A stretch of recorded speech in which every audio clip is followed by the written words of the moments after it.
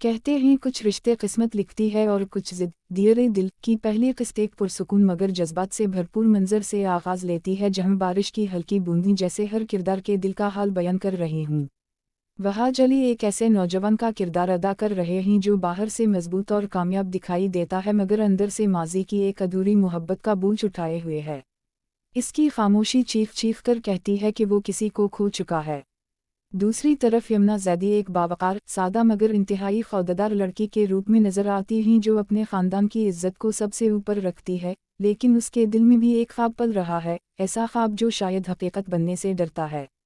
کہانی اس وقت دلچسپ موڑ لیتی ہے جب دانش تیمور کا کردار ان دونوں کی زندگی میں قدم رکھتا ہے، ایک پرکشش، بااثر اور فیصلہ کن شخصیت جو ہر چیز کو اپنی مرضی کے مطابق دیکھنا چاہتا ہے۔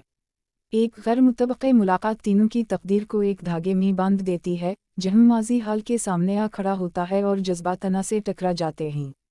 وہاج علی اپنے خاموش انداز میں یمنا کے قریب آنے کی کوشش کرتا ہے، جبکہ دانش تیمور اپنی شدت اور اختیار کے ذریعے اس رشتے کو اپنی سمت موڑنا چاہتا ہے۔ نظروں کی جنگ، دل کی دھڑکنیں اور ان کہی باتوں کا دباؤ اس قسط کو بے حد سنسنی خیز بنا دیتا ہے۔ آخر میں ایک ایسا لمحہ آتا ہے جب یمنا کو دو راستوں میں سے ایک چننا پڑتا ہے، ایک راستہ سکون کا مگر ادھورا اور دوسرا مکمل مگر طوفانوں سے بھرا ہوا۔ سوال یہ ہے کہ دیرے دل میں محبت جیتے گی یا غرور؟ پہلی قسط بس ایک دروازہ کھولتی ہے، اصل کہانی ابھی شروع ہوئی ہے۔